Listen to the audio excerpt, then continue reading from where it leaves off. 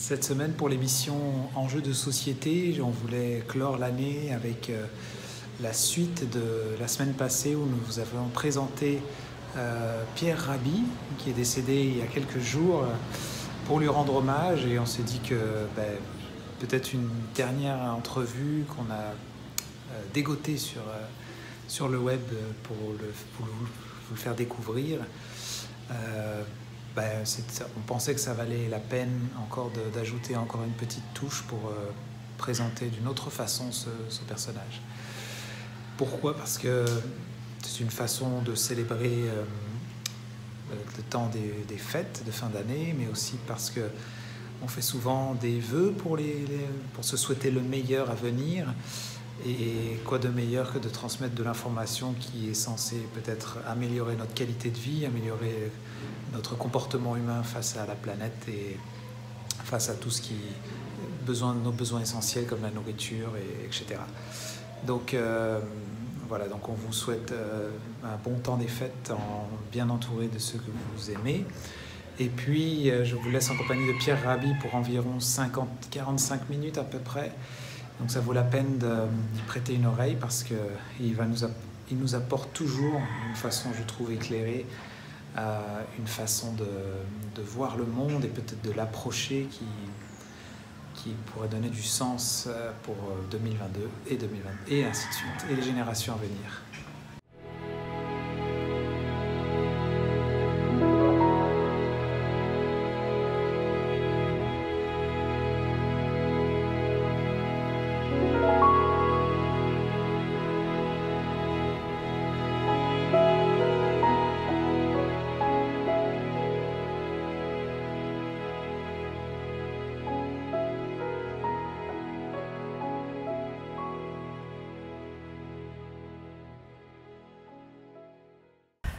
Monsieur Rabhi, je suis vraiment très heureuse que vous ayez accepté cette interview, puisque vous avez décidé malheureusement pour nous de ne pas être présent le jour du colloque.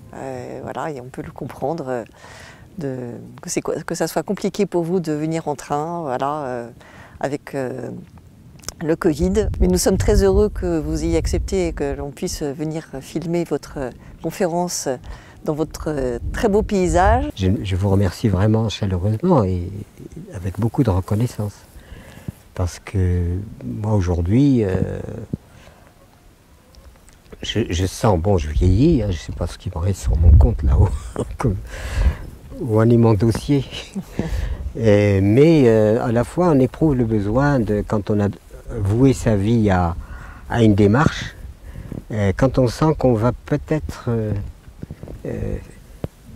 sortir du théâtre, on a besoin qu'elle se prolonge, quoi. Il y a d'autres personnes qui prennent la suite. Ah oui, je pense que c'est une transmission positive. Je crois vraiment qu'elle est positive et qu'il faut qu'elle continue. Voilà. Et vous m'avez donné l'occasion de transmettre. Et je vous remercie beaucoup. C'est nous qui vous remercions d'avoir accepté notre invitation. Je vous en prie. Et puis, vous avez aussi accepté que nous puissions diffuser cette conférence et que vous répondiez à nos questions à la fin de la conférence. Merci mille fois. Mais je vous laisse commencer. Merci beaucoup.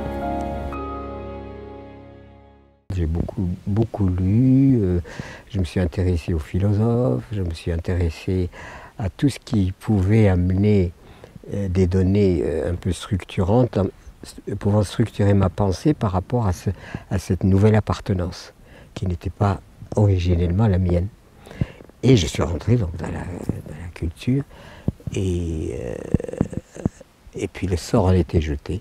Du coup, je me suis trouvé engagé dans une voie qui n'était pas la voie qui m'aurait été destinée normalement.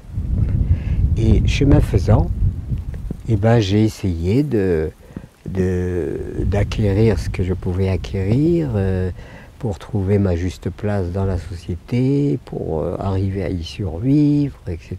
Et ça m'a amené à beaucoup de questions jusqu'au moment où, demandant le baptême, évidemment, chrétien, je m'exclus, et je vais en France, à Paris, et là je cherche un boulot, et puis je trouve un boulot d'OS, ouvrier spécialisé, parce qu'en fait, je n'avais pas acquis de connaissances pratiques susceptibles de me donner une place relativement équilibrée dans la société moderne. Par contre, ça a exacerbé mon interrogation sur la civilisation dite moderne. Et ce qui m'est apparu, c'est à tort ou à raison, c'est que c'était une civilisation carcérale. C'est-à-dire que de la maternelle à l'université, on est enfermé. Ensuite, tout le monde travaille dans des boîtes.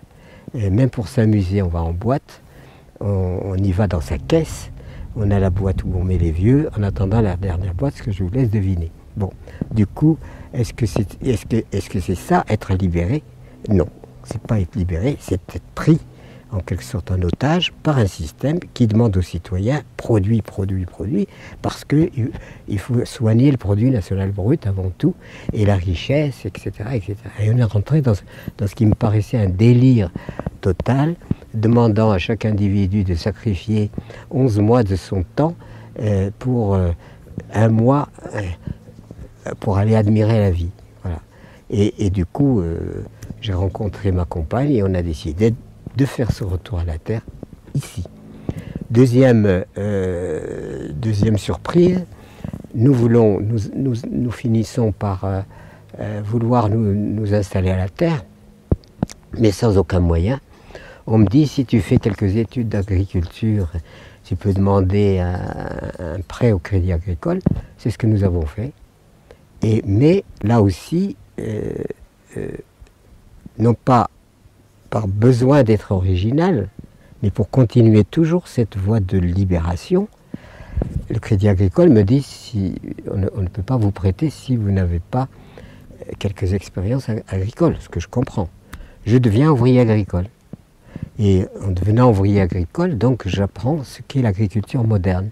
Et bien, d'emblée, ça m'a paru l'usage de poisons. Voilà, les pesticides, j'avais même un ami qui était médecin, qui nous a d'ailleurs beaucoup aidé à nous installer en Ardèche, et qui déplorait le fait que l'agriculture empoisonnait les paysans. Voilà. Et qu'il avait beaucoup à faire à des paysans qui venaient de s'empoisonner, qui venaient d'inhaler des substances toxiques, etc., etc. Donc à ce moment-là, je me dis, bon, ben, si l'agriculture, ça consiste à prendre une terre, de l'empoisonner, de mettre des substances chimiques, etc., non. Et je découvre qu'il y a des méthodes extraordinaires, comme la biodynamie, comme l'agriculture biologique, comme toutes ces choses-là, toutes ces approches qui prennent en compte la valeur de la nature et la valeur de la vie elle-même. Évidemment, j'adopte ces méthodes et je deviens agriculteur bio. Voilà. Et du coup, quand nous avons acheté ce lieu, tant au niveau des activités animales, en créant un troupeau d'une quarantaine de chèvres, faire du fromage, vendre au marché, ce qui amène une espèce de socialisation par le marché, une espèce de convivialité, des fromages qui étaient réputés parce que le terroir est favorable à une saveur particulière. Et puis, voilà, les enfants sont venus. Nous en aurons 5. Et la grande question au départ, c'était est-ce que les enfants ne vont pas nous reprocher d'avoir fait le choix que nous avions fait, de nous retirer, disons, du contexte social conventionnel pour nous orienter autrement? Eh bien, pas du tout. Quand les aînés, quand ils sont arrivés, comme le lieu était à reconstruire, à rebâtir, les bâtiments à restaurer, et c'est là où je me suis rendu compte que de la chance inouïe qui manque de plus en plus à la jeunesse d'aujourd'hui, c'est l'habileté manuelle. Si je n'avais pas eu cette habileté manuelle, jamais on s'en serait sorti.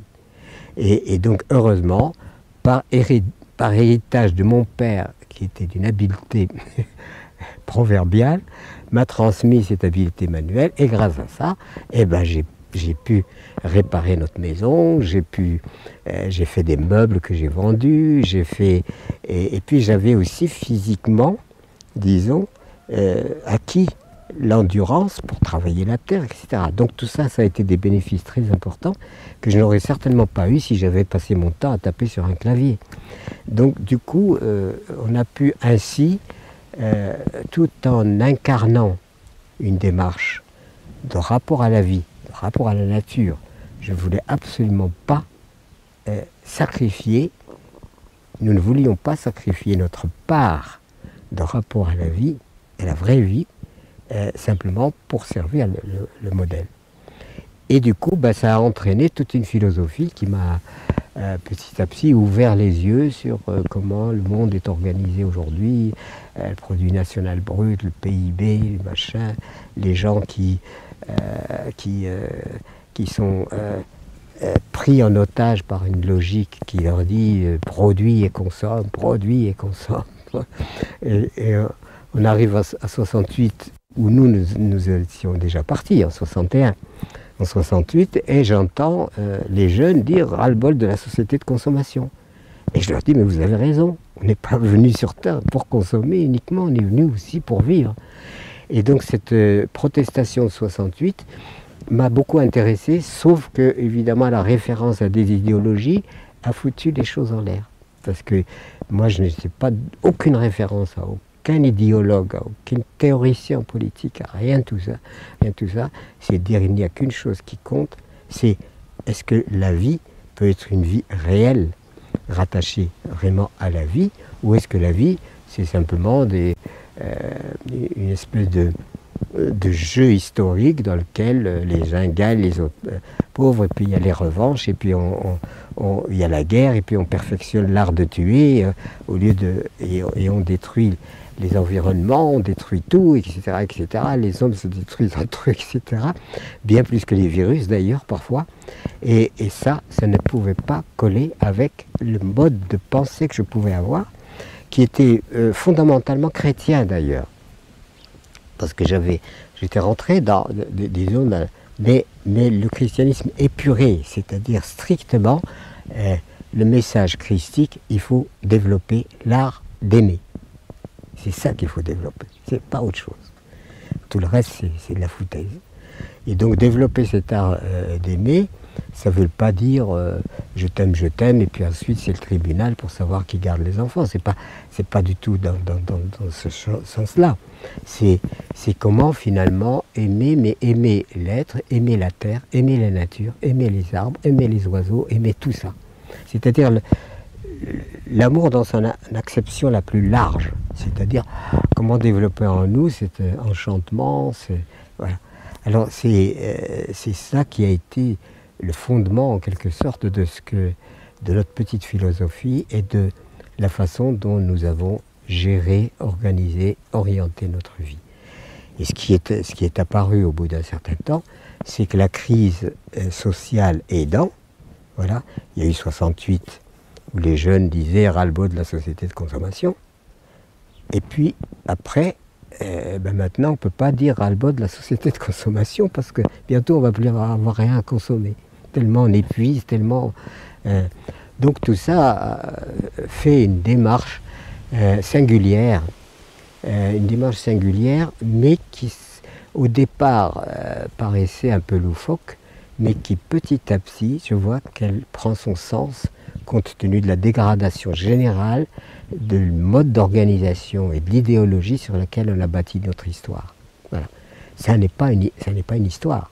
C'est une forme d'existence. On a remplacé vivre par exister. Moi, je n'ai pas envie qu'exister, j'ai envie de vivre. Et si je veux vivre, justement, il faut que je profite de la vie tout entière. Il y avait une anecdote significative de cette question, c'est que nous sommes dans ce lieu, on a acheté donc ce lieu, il a fallu réparer la maison, enfin faire tout un travail pour le rendre viable, les enfants sont arrivés, tous satisfaits, et puis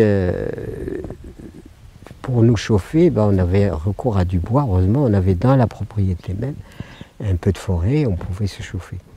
Et alors j'ai retenu une anecdote, comme à l'époque il n'y avait pas de tronçonneuse, donc se donner des coups de main avec un ami. Voilà, je lui donnais un coup de main, il préparait son bois pour l'hiver, il venait me donner un coup de main pour préparer mon bois pour l'hiver. Et du coup, on travaille gentiment, en écoutant les oiseaux, en pleine forêt, comme ça.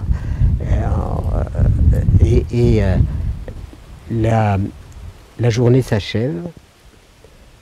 On avait bien travaillé, on voit bien le résultat de notre travail, un beau tas de bois, il n'y a plus qu'à le rentrer, etc.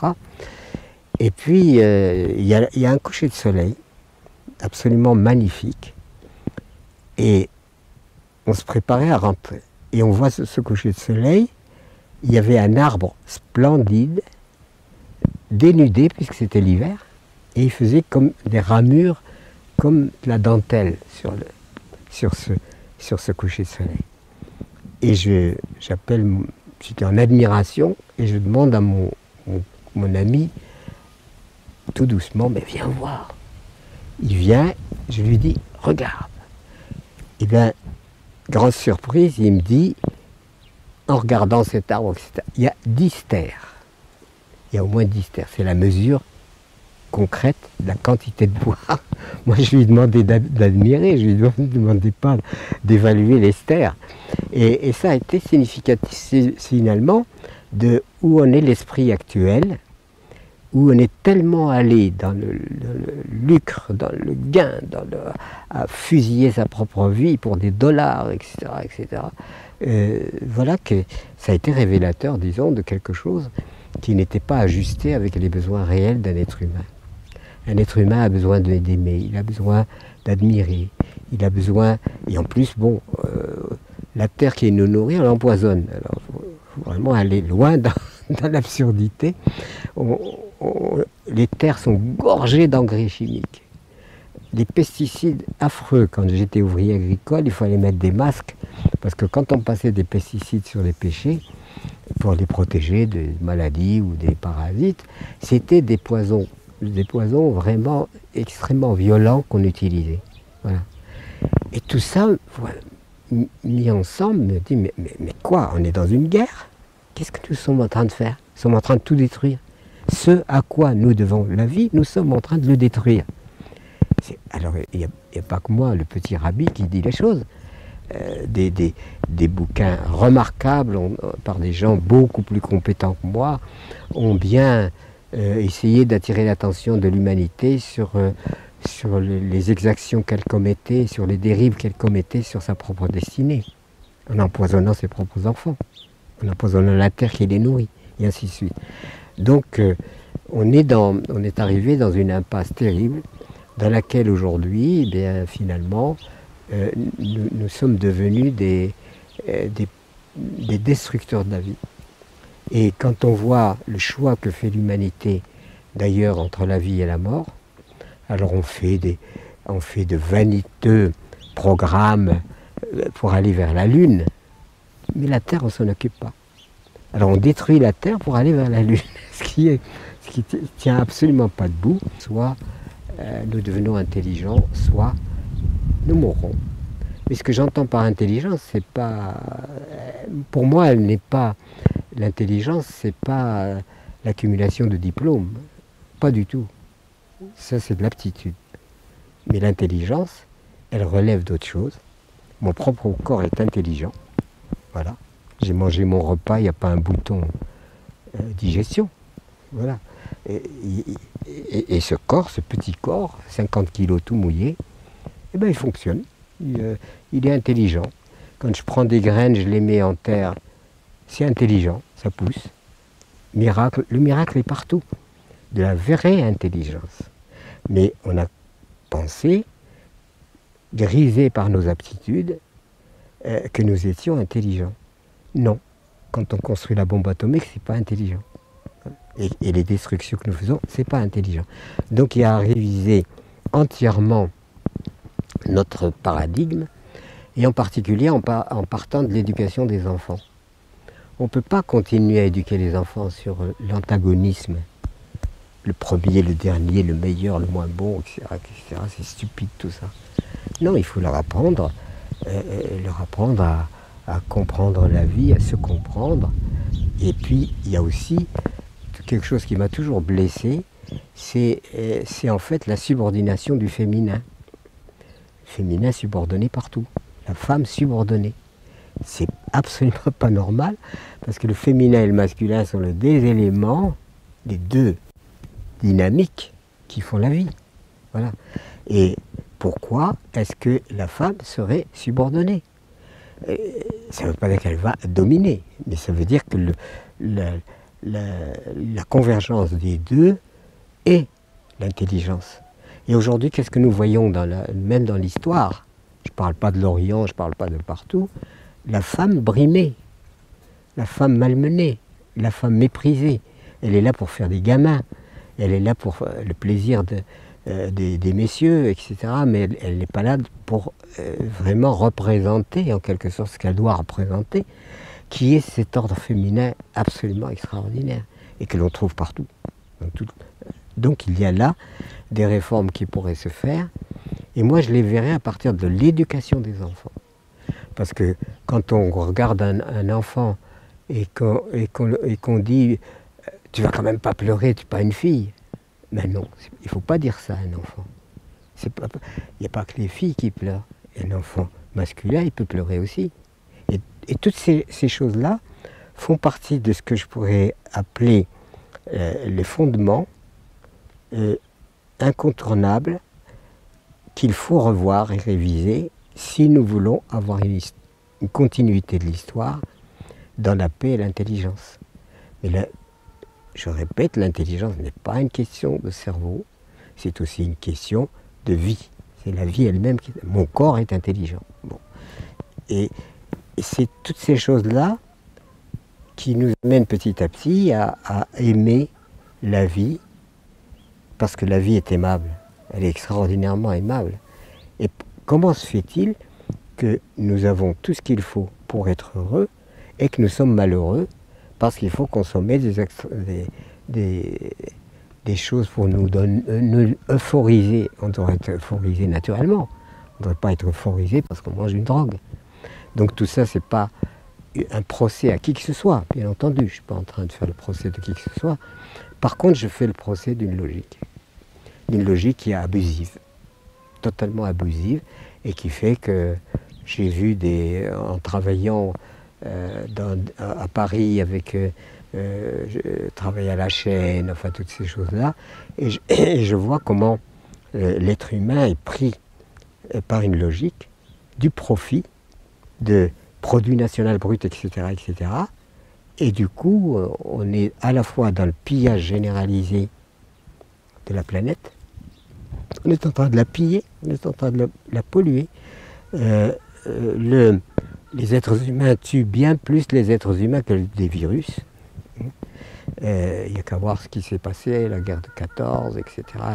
Et puis vous pouvez faire la liste de toutes les guerres qui ont massacré, ou l'être humain a massacré l'être humain d'une façon éhontée.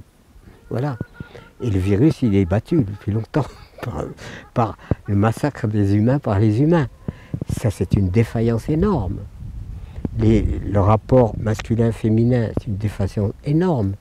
Le rapport de nous à la vie, à la nature, aux créatures, aux animaux, d'une façon générale, est une défaillance terrible. Tout cela fait que, pour ce qui me concerne, je pense que ça ne sert à rien d'amener des réformes et des machins et des trucs si on n'a pas compris que nous avons une vie, que cette vie est absolument précieuse et qu'elle doit être justement fructueuse et portée, travailler au bonheur. Et non pas, je m'en fous du produit national brut. Travailler au bonheur et travailler, je reste chrétien quand même, sans aucun rituel de quoi que ce soit, sur ce qui a été dit, aimez-vous les uns les autres. Et si nous appliquions ça, on ferait un bond en avant. Un véritable progrès ne peut se faire que dans ce sens-là. Voilà. Donc voilà mon petit credo, si vous voulez. Si je dis ça, c'est parce que je crois profondément, personnellement, que les êtres humains sont gaspillés et qu'ils peuvent servir à autre chose qu'à augmenter le capital de ceci et de cela. On n'est pas venu pour ça. On est venu essentiellement pour vivre et jouir de ce que la vie nous donne, pas pour augmenter le produit national brut. C'est stupide. D'autant plus que ce produit national brut, il sert à fabriquer des canons, des machins et des trucs. Donc voilà, la révolte est là, elle est pacifique. J'ai toujours été révolté, mais j'ai jamais jeté quoi que ce soit contre un CRS. Parce que je considère que c'est des frères hommes, comme les autres. Mais voilà, je n'approuve pas ce qu'ils font. Et ils ont un rôle qui n'est pas facile non plus. Mais je n'ai pas de dissension ou de réaction contre les humains parce que je trouve que nous sommes tous plus ou moins piégés par ce que nous avons dans la caboche, les idées qu'on nous donne. Et puis quand on voit les enfants, on voit qu'ils sont innocents. N'importe quel enfant est beau, innocent, il est beau par son innocence. Et ensuite, il est abîmé par la société. Ah, mon fils, il faut que tu sois le premier. Ah ben ça y est, c'est foutu. Il va regarder son petit camarade comme le rival, immédiatement. L'enfant qui pleure, ah, tu n'es pas une fille. Voilà, la fille, c'est donc faible, etc., etc. Et toutes ces erreurs fondamentales de base donnent la société d'aujourd'hui, qui est dans un désastre psychologique considérable, qui cherche à le corriger comme elle peut, avec ce qu'elle peut.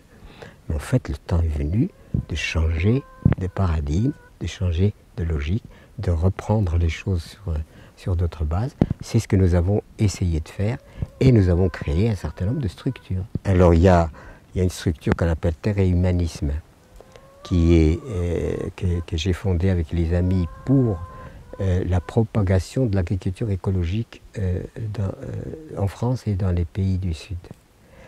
Nous avons créé une structure avec un ami qui s'appelle Maurice Freund, qui avait créé le Point Mulhouse. Et le Point Mulhouse, c'était une démarche associative d'Alsaciens visant à désenclaver les pays du Sud. Pour voyager, il fallait être fortuné.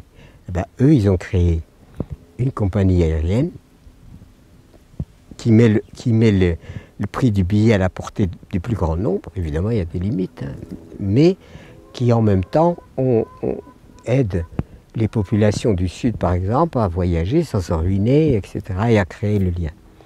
Cerise sur le gâteau, ils ont créé en plus une structure de formation, une structure d'abord touristique, et que, en dialoguant avec eux, on a transformé en structure d'initiation des paysans à l'agriculture écologique. C'est-à-dire que les gens qui viennent en séjourner à Gorom Gorom, au nord, donc dans cette structure, amènent de l'argent, et cet argent, nous le recyclons, nous, en formation des paysans à l'agriculture écologique. Ce qui fait que le paysan n'a plus besoin de se ruiner à acheter des engrais chimiques qui appartiennent aux multinationales et qui détruit son sol et détruit sa petite fortune. Donc on a cette structure Gorom Gorom. J'ai rendu compte du fait que c'était une structure qui était destinée à former les paysans à l'agriculture écologique, donc par conséquent elle est libérée. Voilà. Et ça a eu du succès au point que le président Sankara voulait même que je prenne en charge l'agriculture du pays, parce que les paysans étaient délivrés de ces dépenses énormes qu'ils devaient faire en achetant des engrais chimiques fabriqués par les Occidentaux et qui ruinaient leur sol, etc. Et puis les monocultures qu'on leur demandait, faites de plus en plus de cacahuètes, faites de plus en plus de ceci et de cela. Donc Gorom Gorom a été un lieu stratégique très important. J'ai relaté toute cette histoire dans un ouvrage que j'ai intitulé « L'offrande au crépuscule », publié par l'Harmattan et qui a reçu un premier prix de l'agriculture. Donc on est sérieux. Il y a des chiffres, on ne peut pas raconter, tout est chiffré, tout est pondéré, etc. etc. Voilà. Donc ça c'est ce qui est un petit peu central dans le sens pour comprendre la démarche un petit peu générale. Ensuite, on a créé Terre et Humanisme, qui n'est pas loin d'ici, qui est une structure de formation des agriculteurs, qu'ils soient du Nord, qu'ils soient du Sud, à l'agriculture écologique, donc à une agriculture respectueuse du milieu. Nous avons créé le mouvement Colibri, qui est fait à part. Nous avons aussi créé les femmes semencières. Nous avons créé toutes sortes d'organisations qui toutes convergent et portent. Il y avait aussi les Amanins, avec un ami malheureusement qui nous a quittés. On a créé aussi une structure qui s'appelle les Amanins. Et toutes ces structures ont toutes pour vocation ce que je vous ai dit, et en même temps, comment développer la convivialité, développer l'aspect humain des choses, en même temps que l'aspect pratique, l'aspect vivrier, etc. Tout ça, il y a même le monastère de Solan, qui est du côté d'Uzès, c'est des femmes moniales orthodoxes que j'ai eu l'honneur de conseiller pour qu'elles orientent tout leur domaine sur d'une cinquantaine, soixantaine d'hectares sur l'agriculture écologique, puisqu'elles avaient cette activité-là. Terre et Humanisme, j'en oublie, parce que ça se brouille un petit peu, dans ma tête. Je vous ai donné un petit livret sur lequel il y a la liste, et donc voilà, on a essayé d'essaimer, on a essayé de... Et aujourd'hui, on est pris au sérieux, parce que pendant longtemps, nous étions classés parmi les utopistes. Vous savez, quand on dit à quelqu'un c'est un utopiste, c'est qu'il est barjot, quoi, il est irréaliste. Ben non, heureusement qu'il y a des utopistes, parce que s'il n'y avait pas d'utopistes, la société n'évoluerait pas. Elle évolue par les fous, la société. Elle n'évolue pas par les gens raisonnables, qui ne veulent rien changer, qui ne veulent rien tenter, parce qu'il ne faut prendre aucun risque. Ben non, c'est parce que des gens qui prennent des risques que la société évolue. C'est pas par des gens sages, vous voyez. Donc il y a cette révolte, mais c'est toujours fondamentalement dans la paix. C'est-à-dire que j'ai jamais le recours à la violence, parce que dès qu'on a recours à la violence, on échoue. La violence est un échec énorme, c'est pas une réussite, loin de là. C'est le pire des échecs de l'humanité, c'est la violence. Parce qu'ils ne savent pas quoi faire d'autre, quoi. Alors on dit la loi de la jungle, mais non. La jungle, c'est pas comme ça. Quand un lion mange une antilope, il digère son antilope, mais il fait pas commerce d'antilope, il n'a pas des entrepôts pour vendre aux copains. Il prend la vie comme elle est, et chacun a besoin de vivre. Je comprends que le lion, l'antilope, la pauvre, mais l'antilope aussi, elle mange l'herbe, et l'herbe est vivante, etc. Donc c'est le cercle énorme de la vie, mais dès que rentre là-dedans l'être humain, il rentre avec ses fantasmes, il rentre avec ses peurs. Pourquoi on accumule? C'est parce qu'on a peur, c'est tout. Si on n'a pas peur, on a ce qu'il faut. Nous, c'est ce que nous avons choisi ici. On nous disait, mais ici, vous ne vivrez jamais, bon, c'est une petite ferme, un petit lieu, etc., etc. Non, on vivra. Et on a vécu. Et on a vécu. Nos 5 enfants n'ont rien à nous reprocher, ils sont eu tous deux. Ils s'offrent même le luxe d'être des musiciens, dont certains sont primés même en tant que musiciens. Et donc, ce que je veux dire là, c'est pas me vanter, surtout pas. C'est de dire, ma conviction absolue, c'est que nous pouvons organiser la vie sur d'autres bases que celles sur lesquelles nous l'avons organisée et qui sont en total échec. Donc repartons. Et quand j'ai écrit « Vers la sobriété heureuse », avec mes éditeurs, penser, vers la sobriété heureuse, c'est un essai, il y aura 4000 exemplaires, etc. Ben non, on est à ce jour, on est à 350 000 exemplaires. Parce que les gens aspirent, justement, à une simplicité, mais dans laquelle il y a du bonheur. Mais si on pense que c'est en achetant, changeant de bagnole, etc., qu'on va acquérir le bonheur, non, c'est pas comme ça que ça marche. Voilà. Et il y a des gens, ils ont 3 fois rien, ils chantent toute la journée, puis il y a des gens, ils ont... Il n'y a qu'à voir les décharges publiques, qu'il y a dans les décharges publiques, la surabondance, et ils sont dans des difficultés psychologiques. Voilà. Donc il faut retrouver quel est véritablement le fondement de la vie. Et le fondement de la vie, il est dans la simplicité. Et la simplicité, c'est puissant. Si nous étions dans la simplicité, les multinationales auraient du souci à se faire. Parce qu'elles vivent de quoi? Ah, vous n'avez pas, vous n'avez pas, vous n'avez pas, vous n'avez pas. Mais si j'ai, mais disons déjà ce que j'ai. Déjà, je mange à ma faim. Et il y a mes frères et sœurs humains qui, eux, un bol de riz, c'est un problème. Donc je mange à ma faim. Je suis vêtu. Si je suis malade, je suis soigné, je me soigne. J'ai tous les éléments d'une vie d'équilibre. Et voilà, tu pas que ça ne marche pas. Donc, qu'est-ce qui cloche? Pourquoi ne sommes-nous pas heureux malgré tous les attributs qui devraient nous rendre heureux? Eh bien, c'est que quelque chose se passe plus en profondeur. Et si on ne travaille pas dans ce plus en profondeur, on pourra avoir tout ce qu'on voudra, on changeait de bagnole tous les mois, tous les jours, comment dire, la difficulté demeure. Vous voyez? Alors je vous entraîne évidemment dans quelque chose qui est d'ordre philosophique, parce que en fait, ça c'est moi. Bien sûr, je pourrais vous citer tout un tas de... Et ça, les gens peuvent retrouver toutes les œuvres que nous avons faites, et nous en avons fait beaucoup. Mais si nous partons sur l'idée de terre et humanisme, et justement, nous, ce que nous voulons, c'est que l'humanisme détruise l'humanitaire. Enfin, détruise, j'aime pas les termes comme ça, mais oblitère. Voilà, élimine l'humanitaire. L'humanitaire, c'est...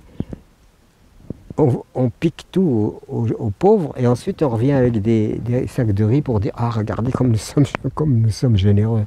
Ben non, vous leur piquez leurs biens déjà. Que deviendrait l'Europe si elle n'avait pas piqué partout? L'Europe est pauvre. Il n'y a pas de pétrole, il n'y a pas de ressources, etc.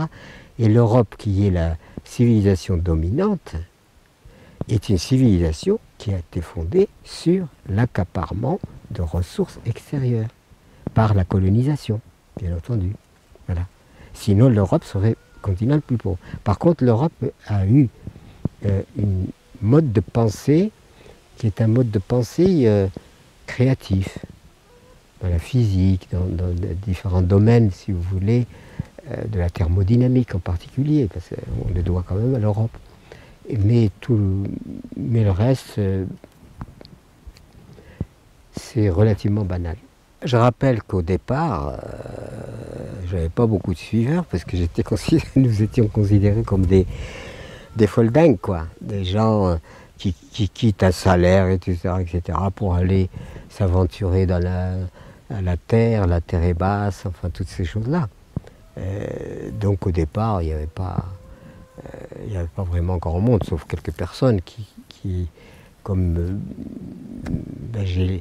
j'ai quand même un peu la faculté d'écrire et de publier, et que j'ai publié et écrit, donc ça permet d'établir des ponts avec les autres consciences, avec les autres âmes, avec l'écriture à cette valeur-là.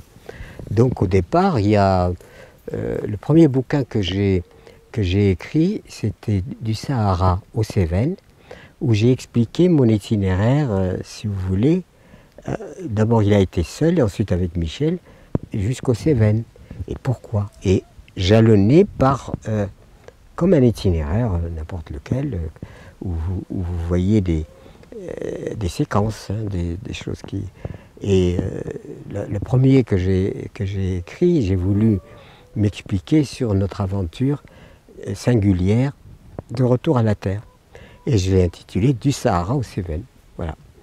Mon éditeur, qui était un petit éditeur régional, enfin, pas d'origine cévenole, mais éditeur étranger installé en Cévennes, en Ardèche en tout cas, publie donc Du Sahara aux Cévennes. Et je lui dis, mais ça n'a aucun intérêt. Franchement, je n'avais pas... Voilà, j'ai raconté mon histoire, mais ça n'a pas tellement d'intérêt, quoi. Il me dit, si. Donc il publie Du Sahara aux Cévennes. Et puis voilà pas qu'on m'apprend que j'ai eu le premier prix Cévenol. Je suis le premier à tomber sur le derrière en me disant tiens, j'ai eu le premier prix de l'Académie des Cévennes, etc., etc. Bon. Et donc du coup, ça m'a encouragé, ça m'a mis le pied à l'étrier, et j'ai ensuite, je me suis dit bon, bah, j'ai deux modes d'expression orale. Je m'exprime pas trop mal selon l'opinion des gens, et j'écris pas trop mal selon l'opinion des gens. Donc je vais utiliser ces facultés-là pour servir les valeurs qui me tiennent à cœur. Voilà. Et j'ai continué à écrire. Voilà. Et donc, quand j'ai écrit sur l'agriculture écologique en Afrique, etc., le ministère de l'Agriculture français me donne un prix, les Cévenols me donnent un prix, et donc je me suis... Enfin, ça aurait pu me gonfler la tête, mais je me suis dit, bon voilà, surtout ma préoccupation, c'est comment peut-on participer à un monde meilleur, comment peut-on participer à une nature respectée, comment peut-on participer au féminin, aux femmes respectées, à toutes ces choses-là. C'était plus ça dans ma tête que l'aspect politique, etc. Mais on m'a quand même dit, en 2002, on m'a fait la pression pour que je me présente aux élections présidentielles françaises. Ça m'a tombé comme une tuile sur la... Moi, me présenter aux élections présidentielles françaises, mais qu'est-ce que c'est que cette histoire?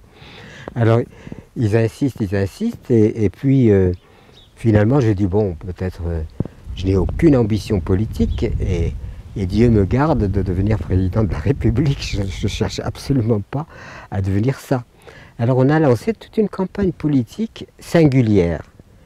Et la campagne a consisté à débattre, et non pas à dire si vous votez pour moi, je ferai ci, je ferai ça. C'est d'ouvrir le débat public de façon à ce que chaque individu s'exprime sur quelle société voulons-nous. Voilà. Et donc du coup, on a lancé ça. Pardon ? C'était en quelle année ? 2002. Appel à l'insurrection des consciences. Quelle planète laisserons-nous à nos enfants? Quels enfants laisserons-nous à la planète? Et on a décliné tout ça, et on pensait avoir 3 signatures d'élus, on a frôlé les 200. Ce qui, pour moi, était absolument incroyable, compte tenu des thèmes qui étaient présentés.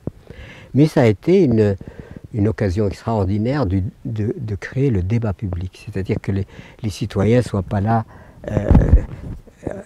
à se taire pour entendre que les politiques leur disent. Chaque citoyen est un politicien. Ce n'est pas les politiciens et les citoyens. Et donc la parole citoyenne est très importante. C'est dommage qu'on ne l'applique pas encore pour faire que les citoyens eux-mêmes définissent ce qu'ils veulent. C'est quand même leur vie, et ils n'ont rien de plus précieux que leur vie. Ils ont quand même le droit de se prononcer sur la façon. Alors évidemment, on rentre dans les dissensions, la droite, la gauche, enfin bon, tout le bazar qui naît à partir de ces choses-là. Mais par rapport à une légitimité humaine, je trouve légitime que les humains se prononcent sur qu'est-ce qu'ils veulent que la vie soit, que la société soit, que la politique soit, et non pas simplement les trucs partisans, conflictuels. Hein. Et il faudrait qu'on arrive à ça.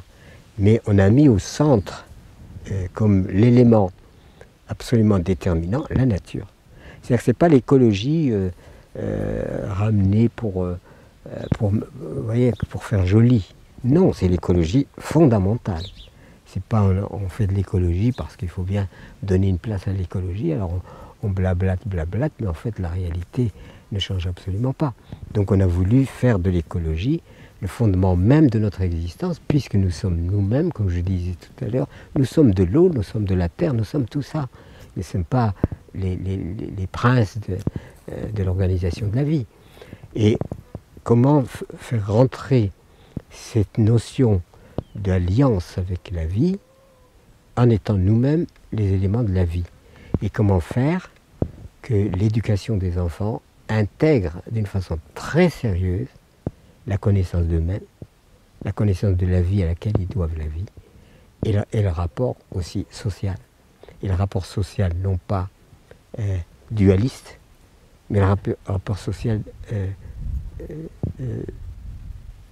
fait sur la solidarité. Voilà, toutes ces choses-là font partie des éléments qui ont été déterminants dans notre façon d'aborder la politique. Là où il y a le côté magique de l'écriture, c'est-à-dire à partir du Sahara aux Cévennes que j'ai publié, qui a été primé, etc., je me suis expliqué. Et à partir de là, les gens, il y a une adhésion. Vous comprenez? C'est pas... Bon, j'ai eu cette chance de pouvoir m'expliquer. Et ensuite, ça a pris de plus en plus d'ampleur. Et en même temps,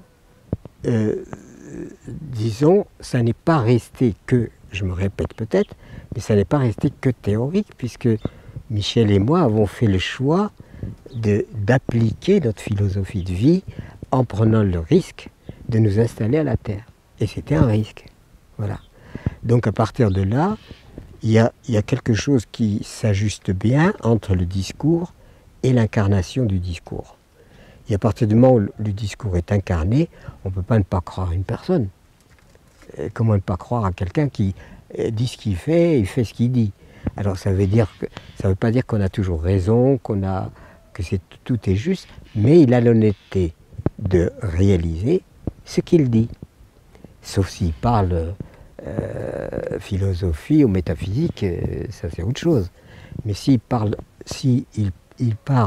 sur les critères sociaux, sur le mode d'organisation sociale dans lequel nous sommes impliqués, et comment changer ce mode d'organisation en mettant la nature au cœur de tout, parce que c'est elle qui garantit la suite. Si la nature meurt, on meurt, puis c'est tout, il n'y a pas à faire de discours là-dessus. Donc à partir de cette logique-là, qui a paru assez cohérente entre le dire et le faire, voilà, entre le dire et le faire.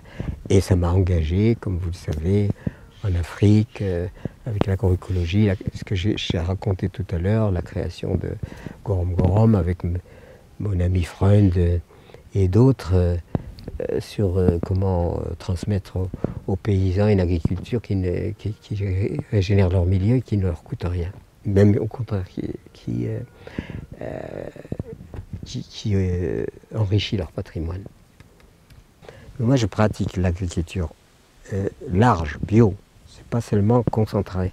C'est pas concentré. C'est large sur des cultures très très larges qu'on cultive avec les méthodes biologiques. Vous voyez, la permaculture a le mérite d'être performante en nécessitant peu d'espace. Peu d'espace et une méthodologie qui active en quelque sorte, à travers la matière organique, active tout le système microbien et permet d'obtenir beaucoup sur des petites surfaces. Donc elle a ce mérite. Mais quand on a affaire à des paysans du Sahel, eux, c'est des champs, ils ne font pas de la permaculture, c'est pas avec ça qu'ils peuvent vivre. Donc on leur apprend l'agriculture écologique, c'est-à-dire comment soigner la terre, tirer parti du fumier par exemple, de leurs animaux, des déchets de leur récolte. Ces déchets, ces fumiers de leur récolte passent par un système de fermentation qu'on appelle compostage. Et ce compostage part de la matière brute, naturelle, des feuilles mortes, des pailles, etc., pour petit à petit se transformer en humus. Et l'humus, c'est le fondement de la vie. C'est-à-dire, dans la forêt, ce qu'on trouve, c'est l'humus. Et la forêt n'a absolument pas besoin d'être arrosée ou quoi que ce soit. Elle s'est débrouillée toute seule. Même l'être humain, c'est plutôt le contraire qu'il fait, il la détruit. Mais la forêt n'a pas eu besoin d'être cultivée. C'est l'intelligence de la vie qui a fait que la forêt, c'est un métabolisme de reproduction. Et on peut prendre la théorie sur laquelle Lavoisier, par exemple, rien ne se crée, rien ne se perd, tout se transforme. Parce que quand dans la forêt, les feuilles tombent tous les ans, parce qu'elle a son mode de fonctionnement avec les feuilles qui vieillissent, qui meurent, qui tombent, d'autres feuilles les remplacent, et ainsi de suite. Et toutes ces feuilles qui tombent constituent une litière au sol, et laquelle litière au sol rentre en système de transformation, et ça donne quoi? Ça donne de l'humus. Et l'humus, c'est le fondement de la vie. Humus, humanité, humilité, humidité, etc. Toute l'étymologie de l'humus, c'est cette matière magnifique qui sent bon et qui est nutritive et qui est dynamique, parce qu'elle procède non seulement de ce que la terre produit, mais de ce que le ciel produit. Bon, la pluie qui tombe, bien entendu, mais nous pensons qu'il y a des rayonnements solaires importants. Il y a des planètes qui envoient des énergies particulières. C'est ce qui a donné la biodynamie, par exemple, où on prend en compte même l'influence du cosmos. Le cosmos n'est pas neutre. Bon, personne ne peut dire que le soleil, c'est rien. S'il n'y avait pas de soleil, on mourrait, c'est tout. Donc il n'y a pas que le soleil, il y a bien des énergies qui circulent, qu'on retrouve d'ailleurs dans son propre corps. Qu'a fait la médecine chinoise de l'acupuncture, c'est l'utilisation des énergies qui nous parcourent. Nous sommes parcourus en permanence d'énergie, et c'est avec ces énergies qui soignent, par exemple. Et nous aussi, on prend les énergies en dehors de l'énergie solaire. Personne ne peut contester, mais nous pensons, et ça a été démontré, qu'il existe des énergies invisibles, mais qui sont extrêmement importantes pour la dynamique de la vie, et qu'il faut les utiliser. En biodynamie, on prend ça en compte. Et quand on fait une transformation, un compost pour nourrir la terre, il y a aussi des énergies. Donc l'énergie n'est pas seulement ce qui est... La preuve, c'est qu'aujourd'hui, il y a des tas d'énergies qui ont été non visibles pendant des millénaires. Pendant des millénaires, l'humanité ne pensait pas qu'il y avait des énergies invisibles. Et maintenant, elle les découvre. Si vous avez une radio, vous avez immédiatement... donc il y a des ondes qui circulent, il y a tout ça. Et tout ça, c'est le mérite du monde moderne, on dirait, c'est d'avoir quand même aidé à révéler toutes ces énergies non visibles, mais qui n'en sont pas moins, disons, déterminantes. Ça, c'est très important dans l'évolution générale, nous le savons maintenant. Et donc, c'est un véritable progrès. Maintenant, qu'est-ce que nous allons en faire? Parce qu'il y a aussi des nuisances, quand il y a excès de ces énergies qui circulent de tous les côtés, etc., etc. On est en train de dire, mais il va y avoir saturation, et cette saturation ne va pas être bénéfique. D'où la gestion de ces énergies invisibles, mais pas moins efficaces et déterminantes. Et maintenant, l'apprentissage de ça, par la physique quantique, par toutes ces approches scientifiques qui ont en fait dévoilé toutes ces choses-là, là, il y a un progrès intéressant. Mais encore une fois, que faisons-nous de ça? Parce que après, c'est l'être humain qui détermine. Les nitrates, par exemple, ça sert à faire pousser, mais nous, on n'est pas du tout là-dedans. Mais à la fois, ça sert à faire des explosifs. Et à ce moment-là, ça revient à l'être humain, à lui, à se déterminer entre le bien et le mal. Et si il choisit le mal, malheureusement c'est ce qu'il fait, il va multiplier toutes les saloperies qui tuent. Et s'il choisit le bien, il va être généreux, il va être autre chose. Mais c'est à lui à déterminer quel sens il donne à la vie et qu'est-ce qu'il fait pour que la vie ait du sens. Voilà. Merci beaucoup, Monsieur Rabi. Très heureuse de vous avoir écouté. Merci beaucoup.